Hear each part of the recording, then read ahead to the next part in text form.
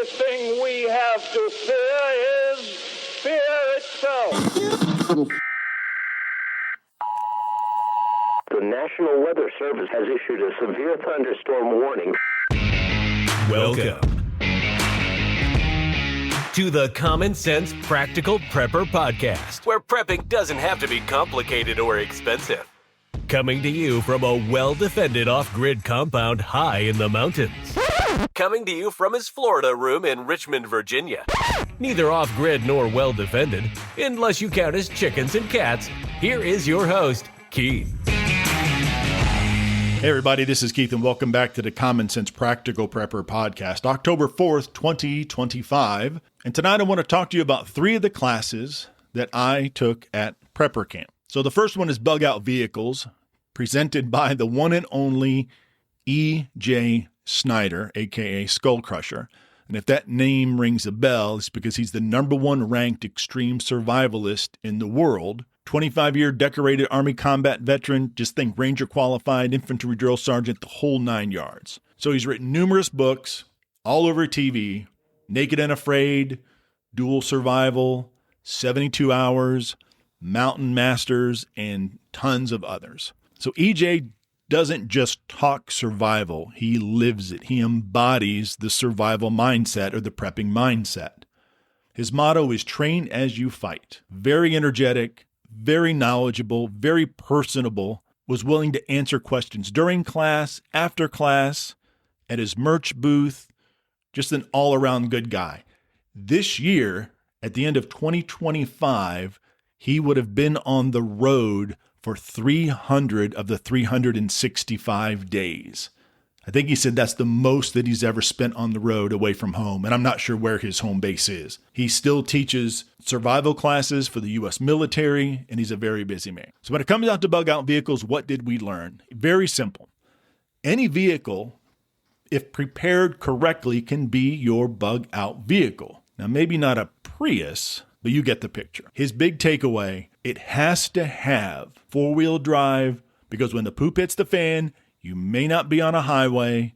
You're in the forest, going up steep hills, going across creeks, punching through snow, mud. Your bug out vehicle is not a luxury item. It's your lifeline, and you need to treat it as such. So what are some of the extra things that EJ said never to skimp on? So one is extra fuel, non-negotiable. 20 to 30 gallons in secure jerry cans. There's these other, they kind of look like Lego blocks, and they stack. Those can be used to store fuel as well, and they're a little more, maybe, how would I say, spatial efficient. They lock together, they stack, and they can be placed in areas of your vehicle, of his truck bed, that wouldn't really lend itself to the jerry cans. A siphon kit, supply-wise, just think a layered approach. Your everyday trunk kit, water, MREs, first aid, and then things specific to your vehicle, tow straps, high lift jacks, axe, chains for extra traction, and then the basics, jumper cables, flares, and a full tool set. Back up everything. If you have a GPS, have a paper map, have a compass, battery dies, have a way of charging that. A trickle charger run by solar, not very expensive. So at the end of the class, we could go over and check out his truck. I think it's a big old Dodge Ram. I think it's, 6-foot or 8-foot bed. Got the dual cab, a really nice looking truck, stuff hanging all over it. You can tell going down the road, this guy knows what he's talking about. So you can go to his website, ejsnyder.com. He has all of his books, all sorts of merchandise. So go ahead and check him out if you get a chance. Very, very knowledgeable. I actually bought one of his books, and he went ahead and signed it for me, which was kind of cool. So switching gears just a little bit, let's talk about Rick Austin, godfather of prepping. He's been doing this for at least 30 years. He's a legend in the prepping community. Several books, The Secret Garden of Survival, The Secret Livestock of Survival. Basically, his garden grows all around him. I'll get into that maybe later on a different podcast. We talk about permaculture. No pesticides, no watering. It looks like a forest. And he showed us some photos during that particular class. And he's like, can you spot the watermelon? And I'm like, it just looks like a jungle with a bunch of vines to me. And sure enough, he went ahead and circled it. And there was a watermelon in his forest/garden. And it's really, really cool. I'll talk about that later. Like I said, there's an entire book on that, The Secret Garden of Survival. You can check that out. It's a really, really good read. So he walked us through his setup. Let's talk about animals: chickens, goats, rabbits, pigs, all sorts of animals. No cows.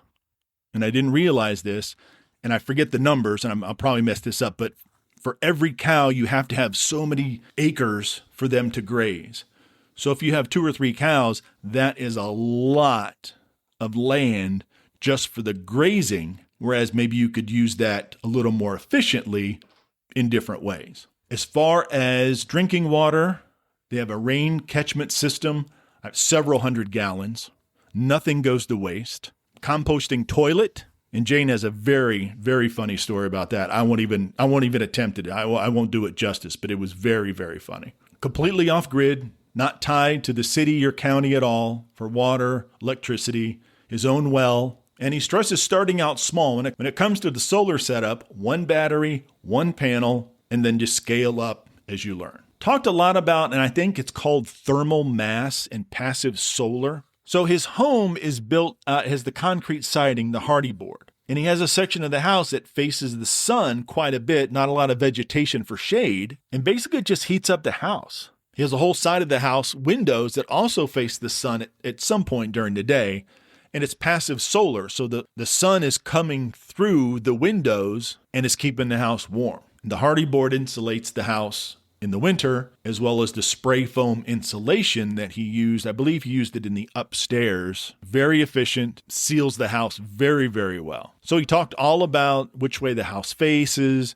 where you put your shade trees, the benefit of orienting your house correctly towards the sun to get the most out of it.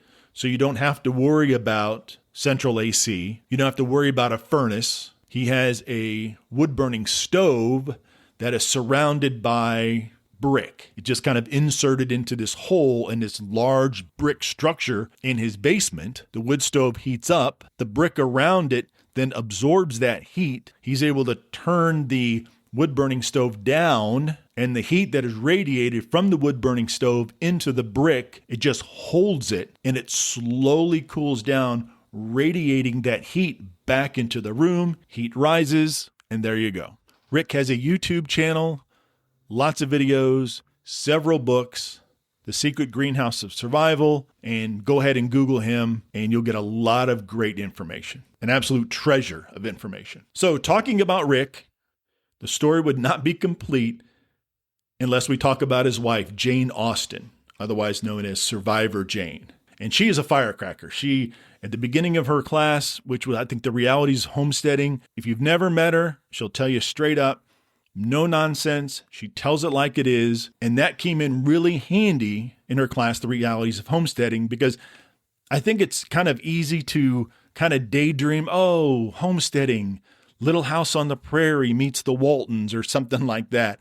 But dusk to dawn, I believe they said it takes, between the two of them, it takes 2 hours in the morning just to feed all the animals. So again, they're completely off grid, and their job is their homestead. So whereas you and I and most other people in the rat race jump in their car and race off to work, or folks in the EU jump on the train, race off to work, peck around on the keyboard for 6 or 8 hours, take a long lunch, take your break, back in the car, back in the train, and that's your work day. Well, take your 10-hour workday, sometimes your 12-hour workday. I'm sure they've had plenty of 14-hour workdays, and you're literally working from home at home. Your work is your home. Can't take a day off because who's going to feed the animals? Who's going to help Rick go into the forest of plenty, bring in everything under the sun? He told a story where he would, I think on one of his slides, he showed two or three buckets of pears, some good-looking pears.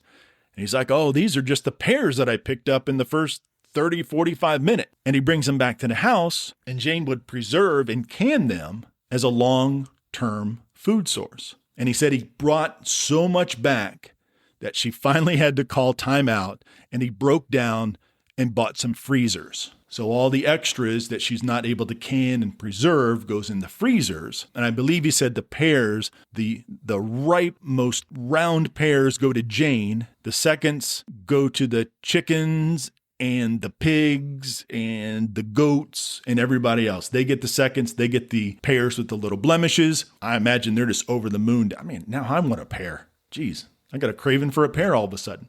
But anyway, a very interesting class.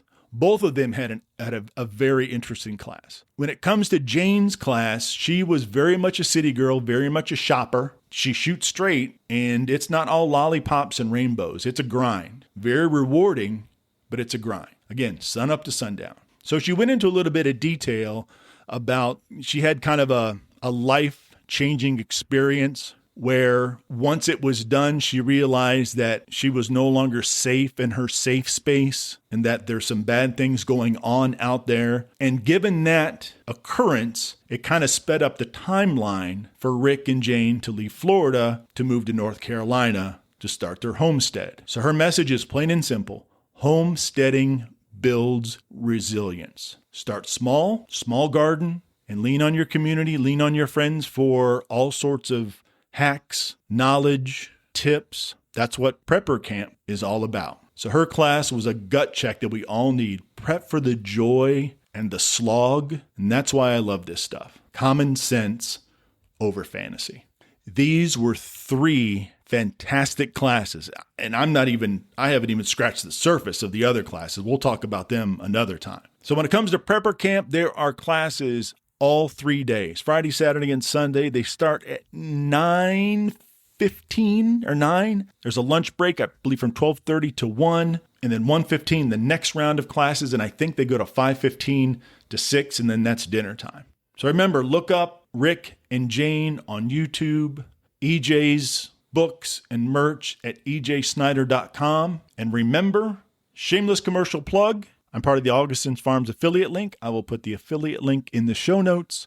When checking out using the affiliate link, Podcast Prep, for an additional 10% off your order. Again, folks, if you need to reach out, practicalpreppodcast@gmail.com. I'm on the interwebs, the Twitters. You can search Common Sense Practical Prepper or prep_podcast. And I'm sure there's a lot of craziness going on in the world. I have stayed off of social media the last few days.